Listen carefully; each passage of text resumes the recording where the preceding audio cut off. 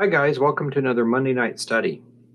Tonight what I wanted to do is go through the Bible and some of the Jewish texts that talk about the red heifer. You may have noticed this last week.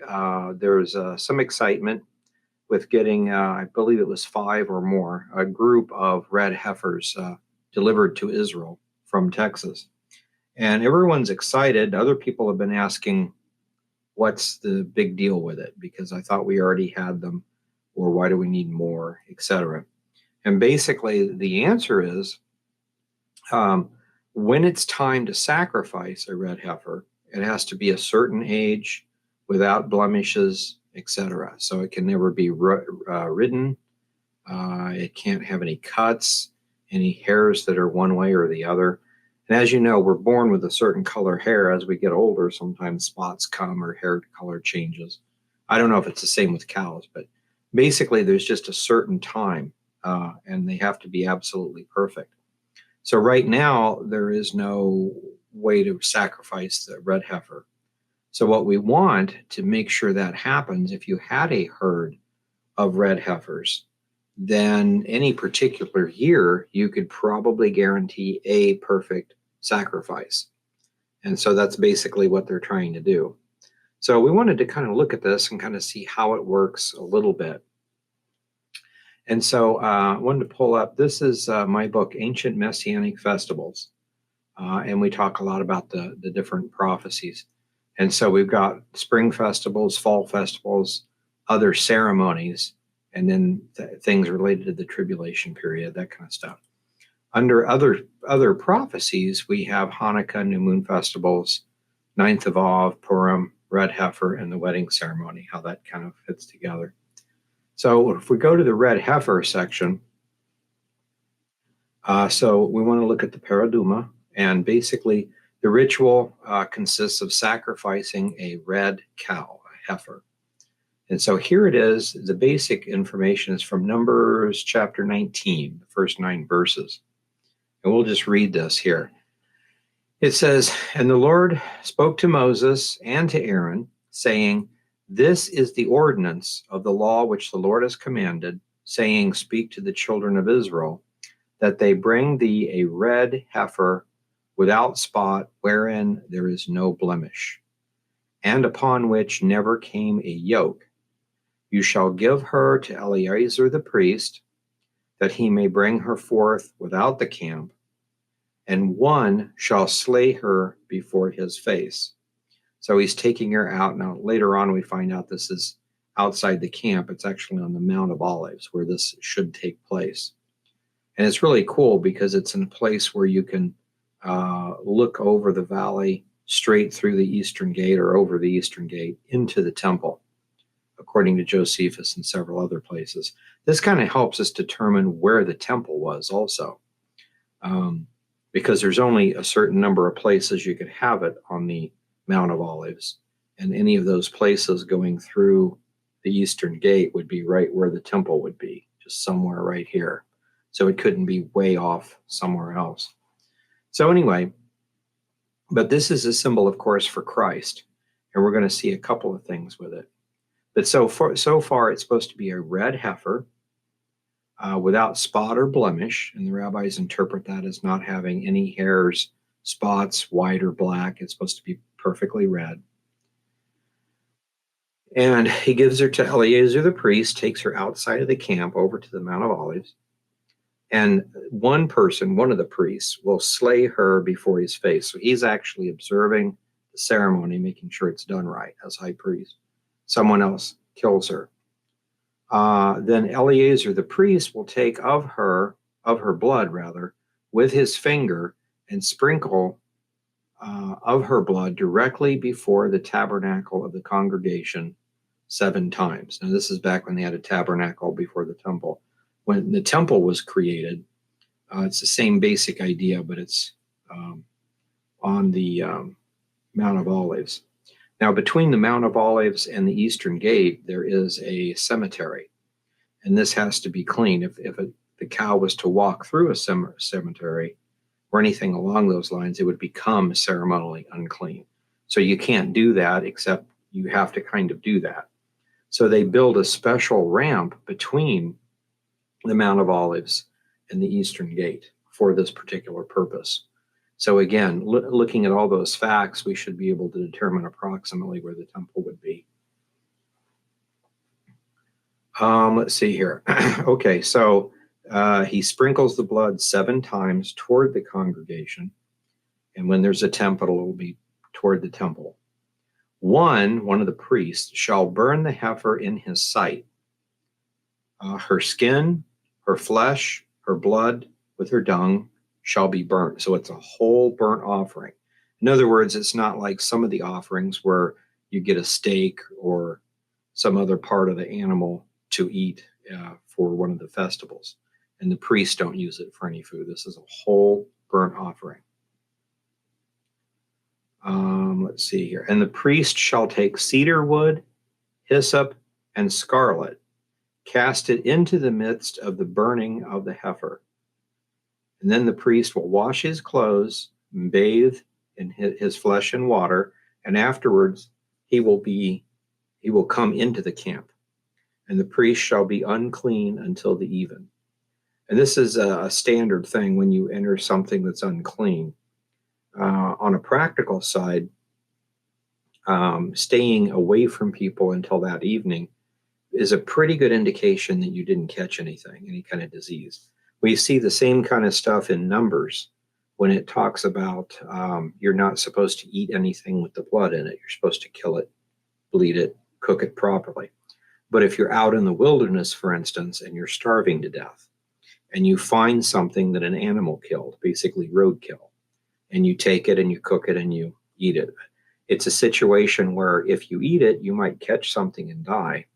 But if you don't eat it, you will die if you're starving. So in a situation like that, you go ahead and do the best you can with it, and then bathe, get any kind of disease that might be off of you. And then if the evening comes and you're still perfectly fine, then you're fine. If you get food poisoning, it's usually within an hour or two, or maybe not even that long. I don't think there's any case of food poisoning where you can eat the thing and then a day or two later, start having symptoms. So one of those things. But this is standard throughout all of this. Incidentally, we have groups like Jehovah's Witnesses today who would say we refuse to eat blood in any way, shape, or form. And because of that, they let their children die if their children need a blood transfusion. So it's a horrible misunderstanding of that passage. And when the passage says, if it's a life-threatening issue, you go ahead and eat it, and then hopefully suffer no consequences. And the punishment is that you have to take a bath and wait until the evening and see if you're okay. But anyway, this is the same thing. In this case, though, it's more ceremonial because it's supposed to be a sacrifice of sin, and there's some cleanness and some uncleanness to it. So if you're handling the ashes or that kind of stuff, you make yourself unclean, so that you have to go through the normal ritual. But notice it's cedar wood, hyssop, and scarlet. Of course, now scarlet thread represents sin. And you'll remember the sacrifice for the Azazel goat, or the scapegoat. That goat is taken outside the city, and a scarlet thread is tied around one of its horns. And when it's thrown off the cliff, if the sacrifice is pleasing to God, anciently they said the scarlet thread would turn white. And then there were other miracles that happened on Yom Kippur if everything was done correctly. So in this case, the cedar wood and the hyssop, we're not absolutely sure what they represent, but it should be something interesting to go through and study. I would like to see all of the rituals like this in printed form, if possible. Many of you know that when you look at a Seder, Passover Seder, you can see the Messiah all through it, his death, burial, his resurrection, the coming of the Holy Spirit, all that kind of stuff is in the ritual. So if we had the rituals for all of those festivals, it would be pretty amazing. So, but this is what we have from the Bible for the red heifer. So cedar wood, hyssop, and scarlet, all together, the whole animal, whole burnt offering, completely burn up. Then it says the priest shall wash his clothes, bathe his flesh in water, and afterwards he will come into the camp, and the priest shall be unclean until that evening. He that burns her shall wash his clothes in water, bathe his flesh in water, and shall be unclean unto the evening. So the priest that actually sacrifices and the priest that actually, let's see here, does the ritual with the wood and everything. Okay, so and then it says, and a man that is clean. So this is a third person. So you've got the high priest and the two people doing the sacrifices, but there's another man then that is clean. So it actually takes three people, three priests. I always think that's interesting when you see a group of three, some sort of an idea or a reflection of the Trinity in this. So the sacrifice is being made by three parties and being observed by one. Anyway, a man that is clean shall gather up the ashes of the heifer and lay them up without the camp or outside the camp in a clean place. And it shall be kept for the congregation of the children of Israel. For the water of separation, it is the purification for sin. Now, many of us remember the incident in John chapter 2.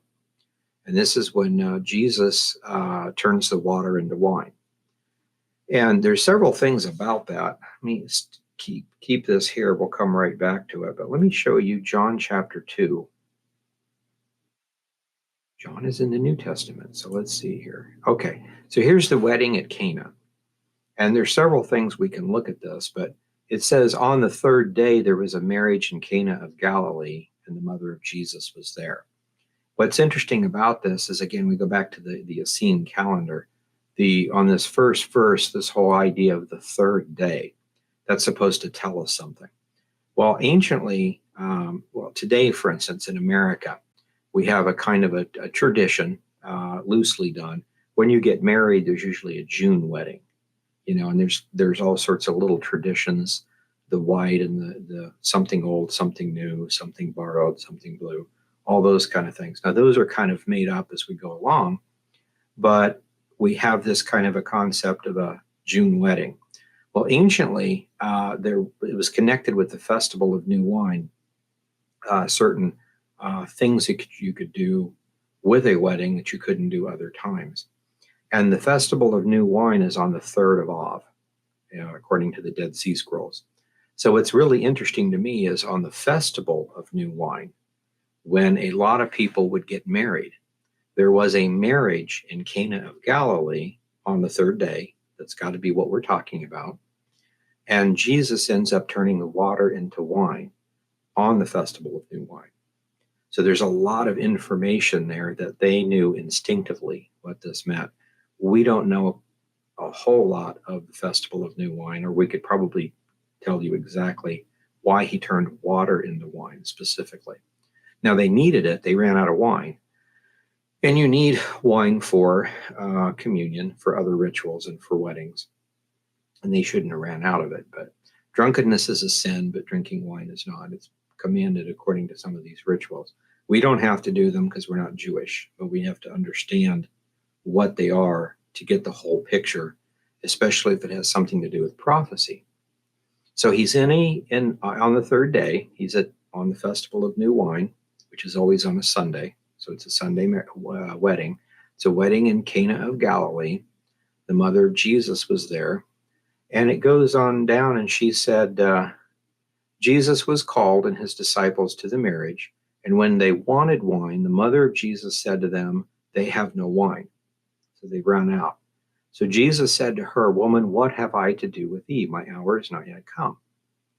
His mother told the servants, whatever he says, do it. So I think this is pretty cool. He's like, it's not yet my time. I really shouldn't be doing anything yet. And then mom just says, whatever he says, do it.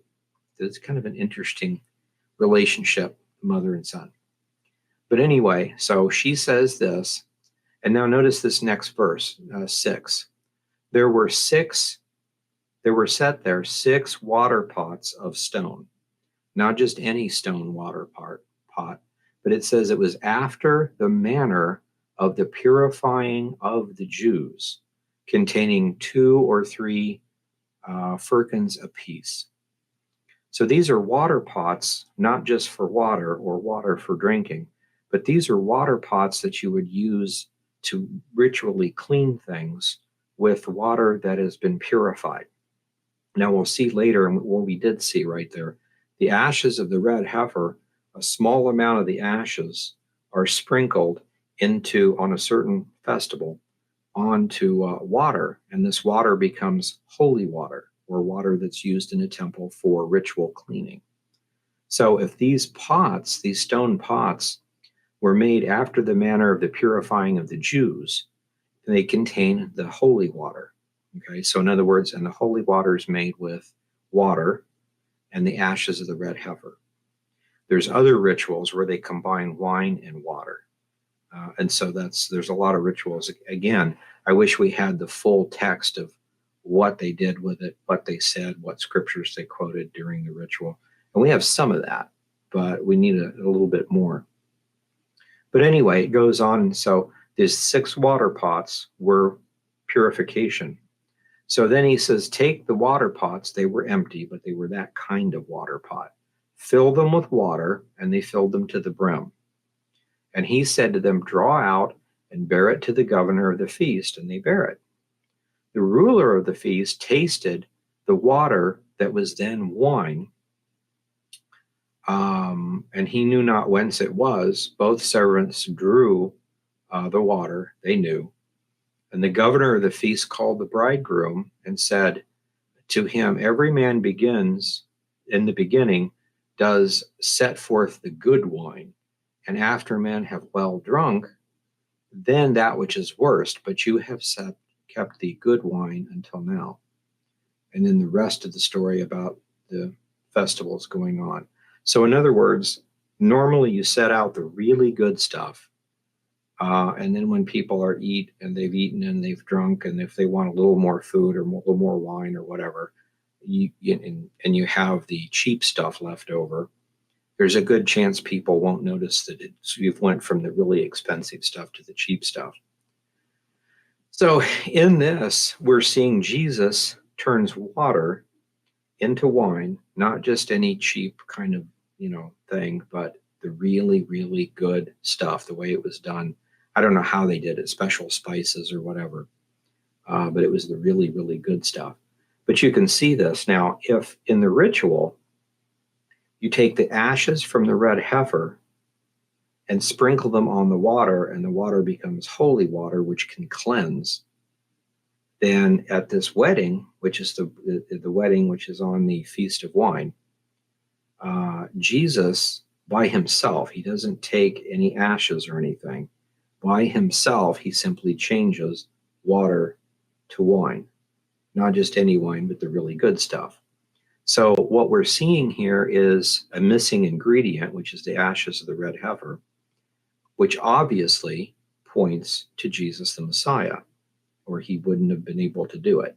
So in other words, this particular place shows that he is the red heifer. So whatever the red heifer is supposed to be, whatever it's supposed to be, how it's supposed to work, somehow points to Christ. Now we know all the rituals point to Christ, but it's just interesting to kind of see this. So these are the waters for the purification.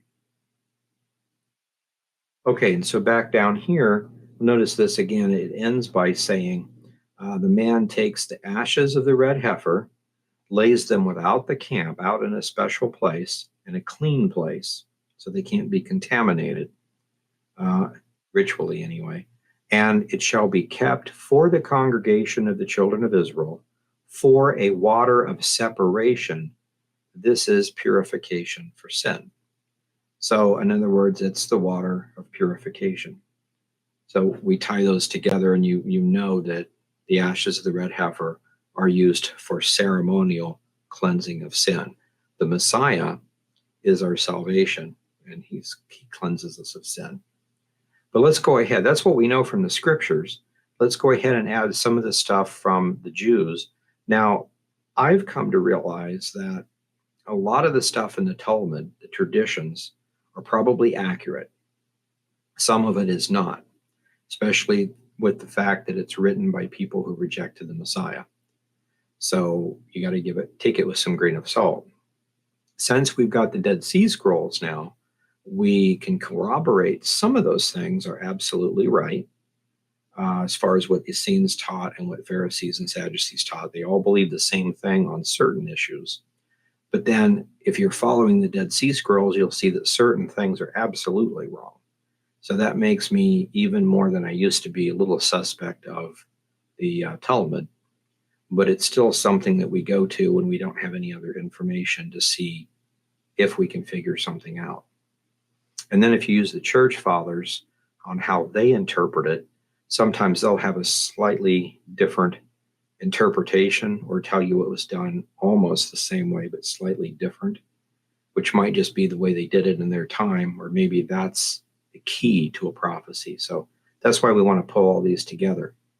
So that's Numbers chapter 19.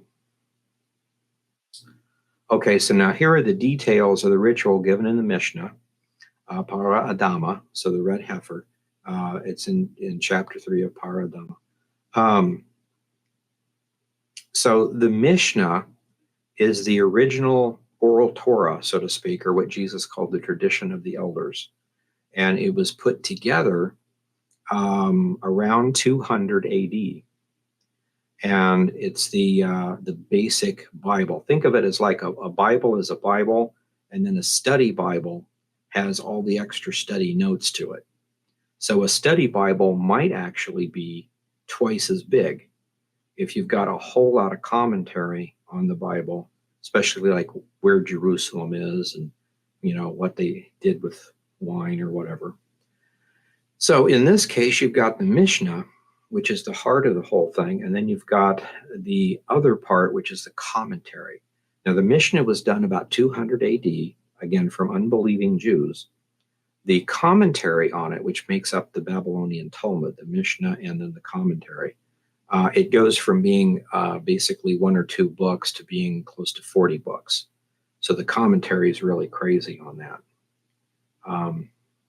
To compare myself, when I did the book of Gad the Seer, the actual text, if you just take the text of Gad the Seer in my kind of book, which is 5.5 by 8.5, it's about 40 pages.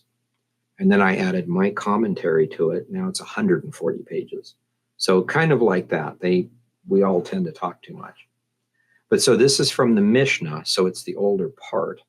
And again, the Mishnah is 200. The commentary is written between 400 and 800. So again, it's centuries after the fact from people that don't believe in the Messiah.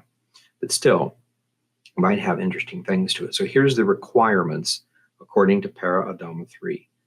The red heifer must be without blemish, which means it can't have one hair that's either white or black. She can't have even one root of hair that's not red. It has to be absolutely perfect. And again, that would be almost impossible if you're trying one heifer at a time. But if you had a herd of red Angus or red, the whole herd is red, a lot of them are going to have blemishes, but surely 1 or 2 or 3 of them, if you have several hundred head of cattle, would be able to be sacrificed. So not one hair white or black, and not one that's red. I thought this was interesting too. Remember in the scriptures, Jesus said, "Why do you swear by heaven, by earth, by this, by that? Why do you swear by your head? Because by your word, you can't turn one hair white or black." Wonder if that's got something to do with rituals, or if he was hinting at the ritual. She must be a red Angus that is red from one end to the other, even the skin, the nose, and the skin on the nose and the skin around the eyes. Everything has to be perfectly red. So again, in a herd, you should be able to find 1 or 2 of these. She can't have had one blemish, wart, mole, scratch, or scar of any kind. So if it falls down, falls over, gets a scratch, it's not qualified. And we can kind of see the reason for this. It has to be an absolutely perfect sacrifice. Now, this is ritual, So it doesn't make a whole lot of difference, but it points to Messiah. The Messiah has to be an absolutely sinless, perfect sacrifice, or we're not forgiven of our sins. So we understand Jesus is the Messiah. He's 100% God. He's 100% man. He lived a totally sinless life and died in our place. And that's why we have salvation. She can never have had a broken bone. Remember the prophecy in Psalms that talks about the Messiah? He feels his bones. Every single one of them seems like they're out of joint, the pain that he's going through. But the prophecy is that not one single bone would be broken. And normally, when you're hanging on a cross and it's getting toward dusk time and they want to hurry up the death so they can get done with their shift, they'll just come along and break the legs because you get a kind of pneumonia, really hard to breathe. So if the guys come along and break the two legs, you won't be able to push yourself up and you'll suffocate pretty quickly after that. And so that's the standard. So you'd think, Jesus being crucified, he'd have two bones broken. But the text says that the prophecy says not one bone would be broken. And sure enough, for whatever reason, instead of breaking his bones, they see that he's dead or they think he's dead. So you could pass it on by. But to be on the safe side, the one centurion takes the spear and pierces the side of Christ. And then we see outflowing blood and water, which again is an interesting point. But anyway, point being, no bone was broken. And in this case, with a red heifer, you can't have a bone that's ever been broken. No yoke, mains, plow, rope, or blanket can be placed upon it. No one can have ridden her, because that means you're a beast of burden. You're doing normal, everyday, mundane things. And this is supposed to be holy and set apart. So it can't have ever had a problem like that or done any work. Okay. She must be 3 years old, and that's by Jewish chronology, which basically starts at conception. So they say 3 years old. We would say 2 years old, as far as the same kind of a deal. And I know it doesn't say it in here, but it says something along the lines of there's a window. I mean, because you can't have it, 10 years old. Or even if you could, I mean, most likely in 10 years, there's going to be a scratch or a change in hair color or something. So you want it to be 2 years old and as quickly as possible before there's any kind of a blemish to be sacrificed. Okay, so she must be 3 years old, 2 by our standards. At 2 years old, the heifer would weigh about 1,200 pounds. And this comes into play a little bit later. Most of you are saying yeah, it's about like a 2-year-old cow, but just remember that. We'll come back to that. Okay. So when she is slaughtered, she must be outside the camp because the death, she's taking on the sin, right? It's a sin sacrifice, what it says or it pertains to sin and ritual holiness according to Numbers 19. So that's outside the camp. So it has to be outside of Jerusalem. Jesus was crucified outside the city. So a lot of parallels there. In this case, she's to be slaughtered outside the city, but looking directly into the holy place, able to see the veil of the temple. So she must be directly east of the temple.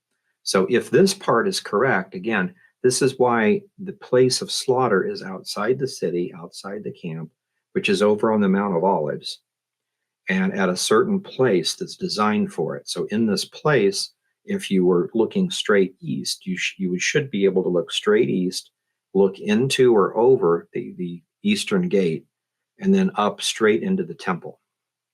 And so the temple would be right there. We're looking straight east. And if the doors are open, I should be able to see, and the light's right, I should be able to see all the way back into the middle of the temple, the veil. So again, this helps us understand where the temple would be, because there has to be a direct line between where the temple sat over the eastern gate to some place on the Mount of Olives. So there's a little bit of give and take there. but it can't be way over somewhere else. Okay, and then the next part of it says the red heifer can't touch anything that's unclean, like a bone or a grave. Now, you know there's a grave between the eastern gate and the Mount of Olives, and the heifer has to be taken out there, and then the ashes and stuff has to be brought back. So there was a special bridge that was designed for this. So the heifer would not be walking over the graves and possibly touch a bone or something impure. So really interesting. So again, straight line, special bridge. So, okay, so a special bridge was built for her to cross from the temple through the eastern gate over the Kidron Valley, which is also called the Valley of Death, where the dead are buried, to the Mount of Olives, which is also called the Mountain of the Messiah, where a special mikvah or baptismal and altar was built specifically for her. Now, again, ritual cleansing for baptism. And again, I'd like to see the entire ritual for this. So it would be really interesting. I'm sure they just didn't walk over there, cut its throat, throw some stuff on it, burn it up, and then go home in a hurry. I'm sure there was rituals, scriptures that were quoted, things like that. Okay, the wood from the sacrifice is made up of cedar, pine, cypress, and pieces of smooth fig wood. I'm not sure why each piece, but that's the requirement from the Mishnah. Now, there have been 9 red heifer sacrifices in the last 3,500 years.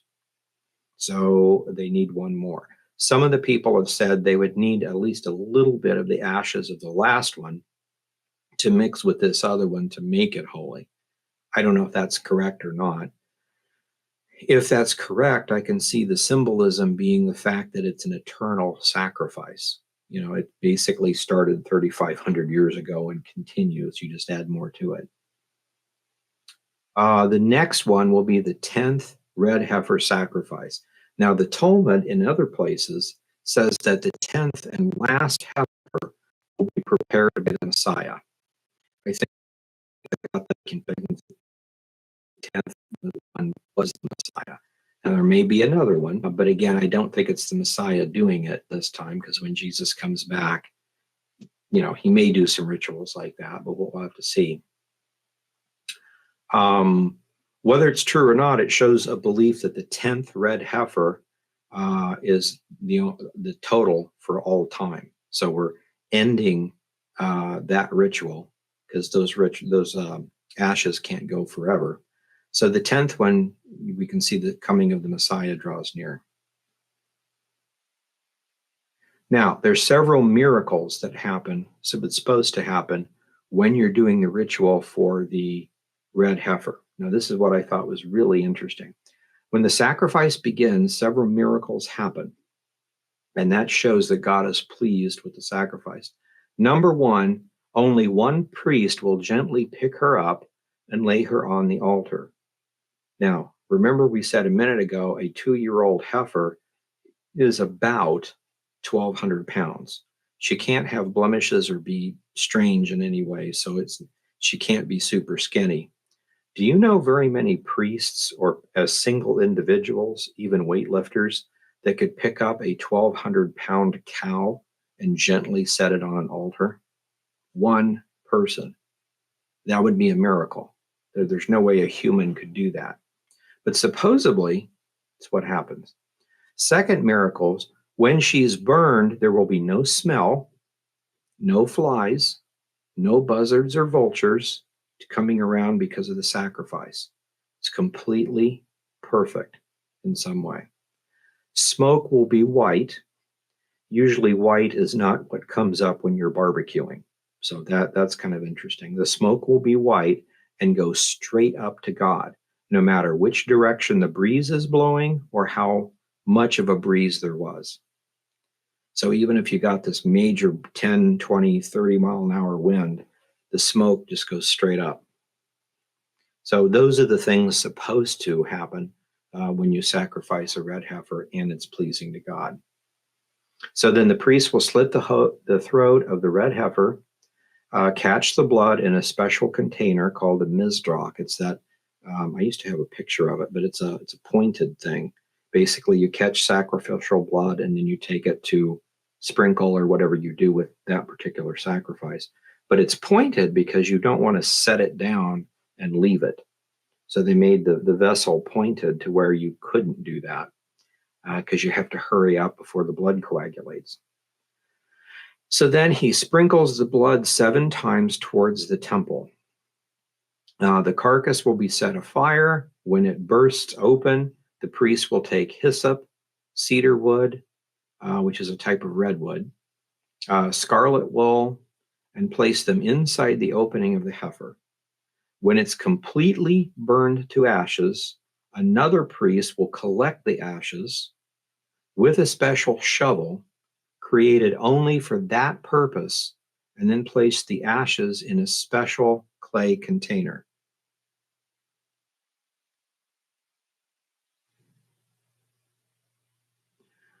These ashes were then added to the mayim hayim, that's the living water, to create the water of purification.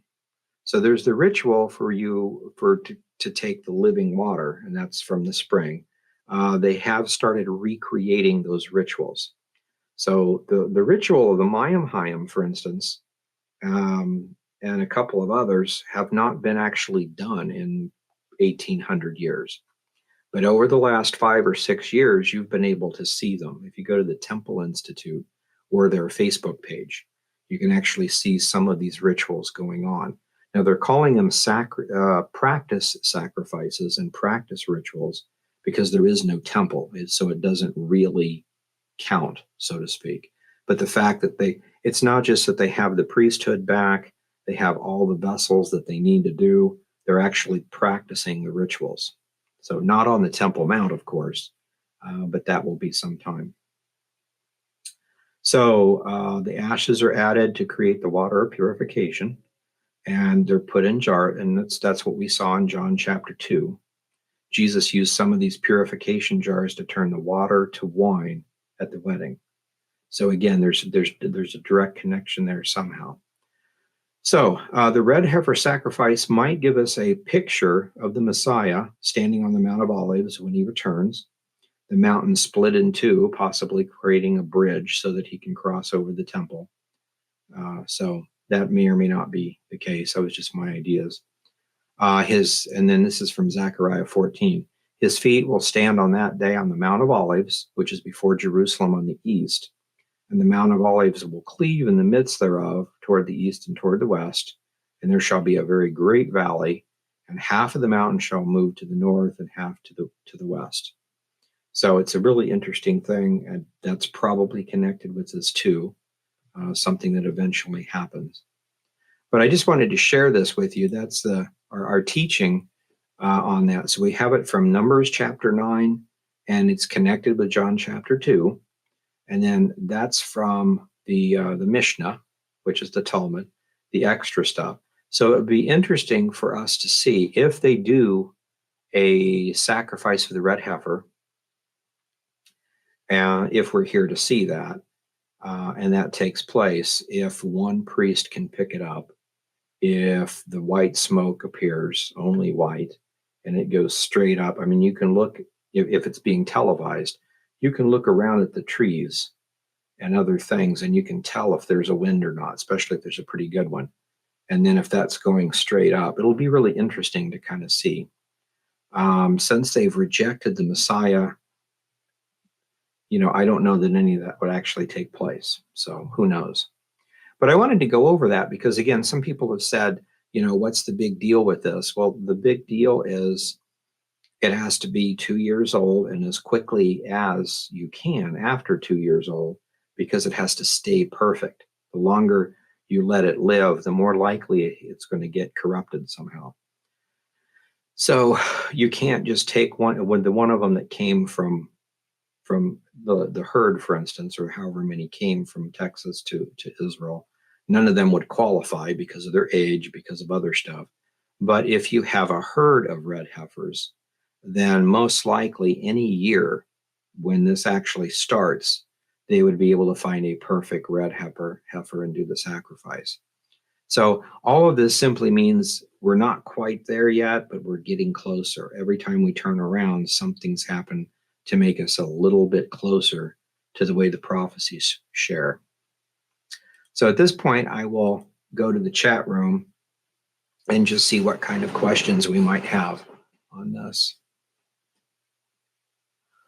First question is, move this to here just a little bit. Do they dress out the heifer or leave everything inside? According to that, they leave everything inside.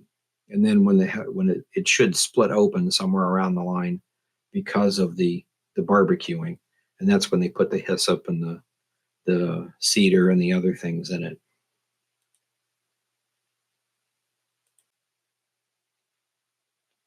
I read heifers are genetically modified to do it man's way. Could the sacrifices of these be abomination? Yeah, possibly. I hadn't heard anything like that. Generally, anything that's genetically modified would be forbidden in Scripture. The whole concept, anciently, we would call that Nephilim technology. The whole idea of trying to mix species or change the genetic code is something that God forbid. So if they did that, then yeah, I can see that being an abomination. Yeah, so Jesus is, the perfect, or the red heifer is the picture of the Messiah. So it's a picture of what Jesus did. If they sacrifice the red heifer now, I doubt those miracles would occur because the true red heifer's already died. What would the priests do? I don't know. It's interesting I don't know if they'd say, well, it's not acceptable, we'll have to do it again, or I don't know what they would do. See, the priests we have now, I don't know that they're actual Zadok priests. And even if they are, or even if they're not, I don't think they accept the Messiah. So the whole problem with that, you see that according to the scrolls throughout all of the Old Testament, is at the times when Israel accepted the Messiah and believed in the Messiah like we do, then they were walking in God's grace, and they were symbolized as a olive tree. The times that they walk in apostasy, they're symbolized as a fig tree. So it's really interesting to see all those things. So yeah, if you have a priesthood that's not doing it right, it wouldn't be acceptable. And we've already had our Messiah anyway. So it's an interesting thing, but we're not saying that God wants the temple rebuilt now. There's just a prophecy that the Jews will build the temple now or sometime, if that makes sense. There's a prophecy that the Jews come back into Israel. Maybe that's God's will, maybe it's not. The concept of a prophecy is just telling you what's going to happen, whether that's good or bad. So if it's prophesied to happen, it will happen. So there will be a temple. They most likely will follow the Talmudic law, which means there will be a red heifer of some sort. The main thing we want to take away from it is what the red heifer symbolizes and see how it points back to Christ.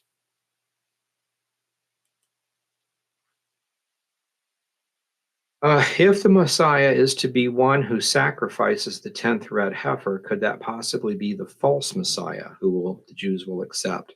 Very possible. I don't know if Jesus would actually do that when he comes back because it's a different age. Maybe, maybe not, but I can definitely see a false Messiah doing something like this. Matter of fact, remember it said that maybe it's the false prophet, but either way, Antichrist or false prophet calls fire down in the sight of men. Instead of calling fire down to destroy men or commanding a nuclear strike or something like that, what if he commands fire to come down and it consumes a red heifer? It's kind of interesting. Something like that's going to happen. So it would be interesting to see, although I don't really want to be here when the Antichrist is here. That's a good question. All these things kind of come to light. That's why I think it's good to study these things a little bit and to see, even if this is totally wrong, if that's what the Jews are expecting, then that might be what happens. And so, just to see things from all sorts of different angles. Does the temple have to be built first so that it can be consecrated following the ritual, or does the ritual consecrate the site to allow the temple to be built? I don't know for sure. That's a good question. I would assume that they would have to have a red heifer to do the water purification to do the temple. So I would assume that would be first. The question, I guess, at that point would be, do we have anywhere any of the ashes of the old heifer? You know, it'd be 2,000 years old or thereabouts, but sealed in a jar, maybe. So could you use just a little bit of that to make purification water to dedicate the temple, then use the temple and its purity to make a red heifer sacrifice? So maybe it's both. It's hard to tell though. But I would assume if we don't have anything from the last heifer, that it would have to be the heifer first and then the temple. That'd be my guess. I heard that there were flown in on a Boeing 777. Okay. Is this true, and does it have a significance? I don't know. I hadn't heard that, but I don't know for sure. Is the third temple that will be built the same as the one Ezekiel saw in the vision? Probably not. That's the millennial temple that he sees. So if they build a temple or have a tabernacle or whatever they do on the Temple Mount, it says that the temple would be rebuilt. So I'm assuming it's a temple, and the Antichrist desecrates it.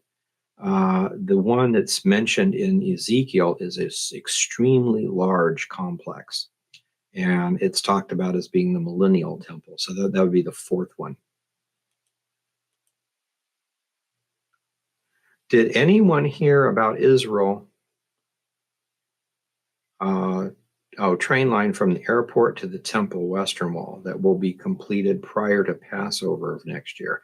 I hadn't heard about it. I need to keep up on those things anyway.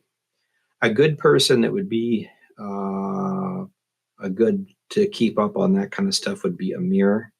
And with that in mind, let me open this up. Telegram is one of the few things that is somewhat censorship resistant anyway. And right now they're saying they don't care, what you say, well, to a point, But anyway, here's like our BibleFacts.org is when I post stuff. It's a channel. And then there's a communications thing with it so we can talk about stuff. And then I've got stuff for our Tuesday night Bible study and those things. But I've also got Amir Sephardi, his channel, and he's always got lots and lots of good information. I usually get beeped 5 or 10 times a day, it seems like. There's lots of information, but he would be a good person to follow on that too. You can also follow us also.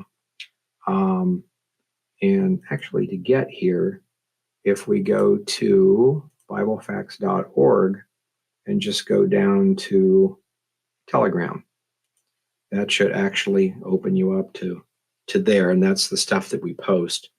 And then of course you can open it up in Telegram and be able to do lots of other stuff. So I hadn't heard of that though. And then our last question is that when the Antichrist appears, when they start to sacrifice at the new temple. I don't know. Most of us think that the construction of the temple is part of the peace plan, which is the one that the Antichrist does. So that would be, if that's the case, the Antichrist would appear, create a peace plan, the 7-year covenant, and start on that. And then they would have permission to build the temple. Then they would build it, start the sacrifices. And in the middle of that 7-year period, the sacrifices would be stopped by him. That's the way most of us see it. I don't know if that's absolutely correct or not.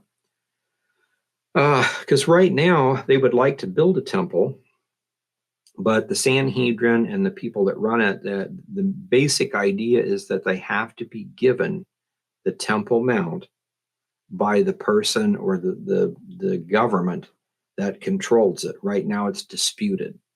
So politically, there has to be a time, I don't know if you pay money or conquer the other people or whatever, but when all the nations around there agree that Israel owns the Temple Mount and it's their sovereign place, then if the nation of Israel, the government, says we're going to hand the running of the Temple Mount over to the priests, then the priests would go ahead and build a temple and start sacrificing. So that's kind of what they're waiting on. It's a political problem keeping them all back. And that's interesting if you think about it. It takes a war of some sort or politics to change. And we understand in the near future we're going to have the destruction of Damascus is given in Isaiah 17. The destruction of Iran is given in Jeremiah 49. The Psalm 83 war. There's several other things, actually. Israel taking the southern Lebanon, which is part of the Obadiah and Zephaniah prophecies. So there's a lot of prophecies that happen, but that happen sometimes. So we're not sure exactly what it goes. If all of those happen, say like in the next year or two, and then Israel becomes a superpower, which some people think will happen, then we could have a time when they are in total control, build their temple, start their stuff, and then maybe later on we have a 7-year tribulation. So it could actually come either way. One more popped up. When did you say was the first day of the last Jubilee period? Let's look it up real quick. This here. Let's see. Where's the easiest way to do this? Okay, on the studies. And we are in the 12th Ona, getting ready to start the millennial reign, the last two. And so you can come here. What I'm doing here is they divide all of time into 14 Onas, or 500-year periods.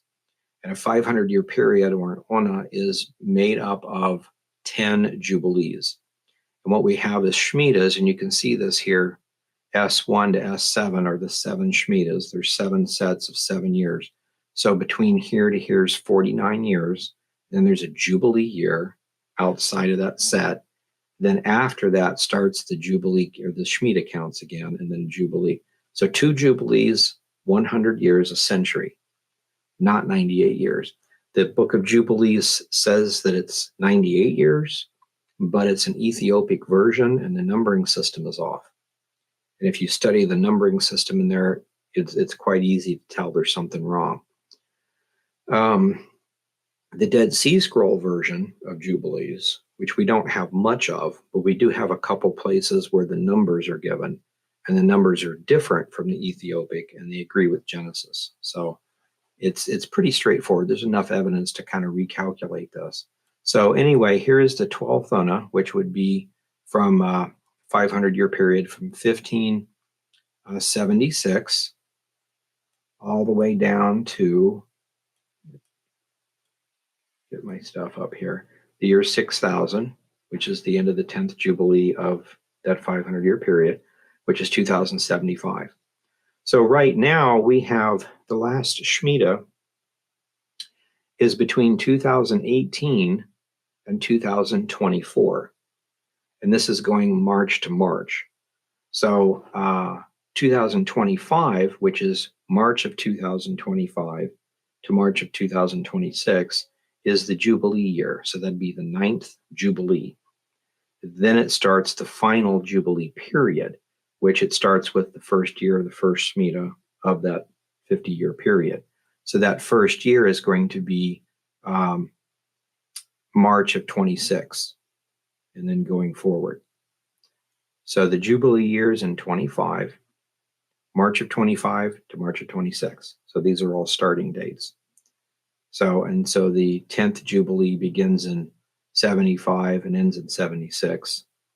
So 2076, March of that year, would begin the year 6001, if we have these correct. And it seems to look pretty accurate. If we back up to here, this just the DSS calendar. If you go under ONA studies, which is right here, this shows you how their calendar works and tells you about the ages, the weekly Sabbath, the 14 ONA cycles, and they're explained. The Jubilee year, the Shemitahs, and the years with the Jubilee cycle.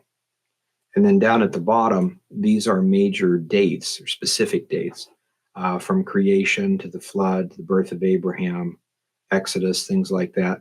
The ones that were dated as being large amounts of time from here to here, and they all have a date in the spring. So there's no extra year or 6 months or anything like that. We know it's exactly so many years from here to here. And that gets us up to Solomon's temple, so we can calculate Messiah's death. So this whole thing should be give or take a year, from the year 1 to the year 6000. So, and the explanation is here. So we try to do pretty good on this as far as that goes. So, okay, we'll go ahead and stop there, and we will, let's see, as far as stuff going. We will be at Calvary Chapel, Maranatha, which is in Bellevue, Nebraska. Bellevue, Nebraska. They have a conference Thursday, Friday, and Saturday. And then we're going to stay up there, and Sunday morning we're going to go over to the Calvary Chapel in Lincoln, Nebraska, just to do a Sunday morning service, and then we'll be back. So we should be back for another Monday night without a problem. So, but just to let you know, if you're interested in those things, where we'll be. So we'll go ahead and say good night, and God bless you guys, and we will see you next Monday.